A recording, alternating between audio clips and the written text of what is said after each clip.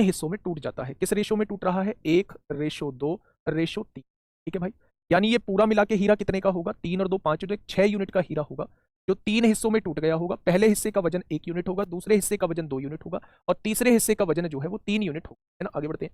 हीरे की कीमत उसके भार के घन के अनुपात में होती है। भाई साहब उसने कहा है हीरे की जो कीमत है, प्राइस जो है, वो उसके वेट के घन के अनुक्रमानुपाती है, यानी डायरेक्टली प्रोपोर्शनल।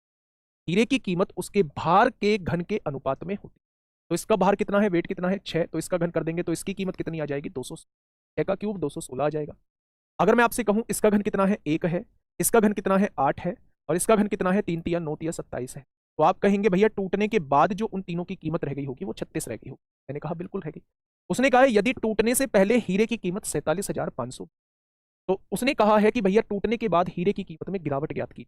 तो बेटा टूटने से पहले 216 की थी, टूटने के बाद 36 की रह गई है, तो कितने की हानि हो गई है? 6 में से 6 गया 0, 11 में से 3 गया 8, 180 रुपए की हानि रह गई। तो 180 की वैल्यू वो आपसे, अगर 180 की वैल्यू पूछना चाह रहा है तो आंसर जो होगा वो 9 और 20 का मल्टीपल होगा।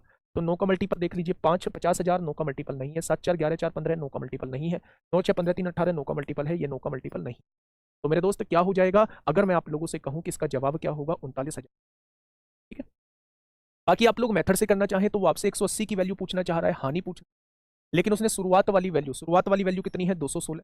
उसने कितनी दी हुई है? 47,520 दी। तो एक पार्ट की वैल्यू कितनी हो जाएगी? 47,520 बटे 200।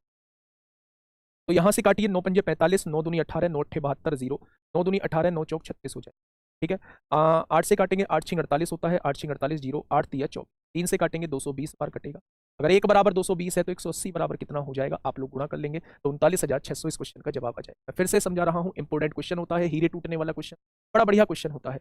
उसने कहा एक हीरा जो है वो 3 पार्ट में टूट चुका है, 3 पार्ट में टूट चुका है। तो मेरे दोस्तों हीरा जो टूटा होगा वो 1 2 3 के रेशो में टूटा है, या टूटने से पहले जो हीरा रहा होगा 3 2 5 और 1 6 यूनिट का होगा। उसने कहा है हीरे की कीमत जो है उसके वेट के क्यूब के बराबर है। तो जब मैं इसका वेट ये है 6 यूनिट, इसका क्यूब करता हूं तो इसकी कीमत 216 आती है। इसका वेट 1 है तो इसका क्यूब करता हूं 1 आती है, इसका वेट 2 है, इसका क्यूब करता हूं 8 आता है, इसका वेट 3 है, इसका क्यूब करता हूं 27 आता है। तो मेरे दोस्त अगर मैं टूटने के बाद की कीमत देखूं तो 36 आ रही है, और टूटने से पहले कीमत 216 आ रही है, यानी घाटा कितने का हुआ है? 216 में से 36 घटा दिया, 180 रुपए का घाटा हुआ है। वो 180 की वैल्यू हमसे पूछ, लेकिन उसने शुरुआत में कीमत जो है वो 216 की कीमत 47,520 दी। तो 1 बराबर कितनी हो जाएगी? 220। तो 180 बराबर कितनी हो जाएगी? आंसर।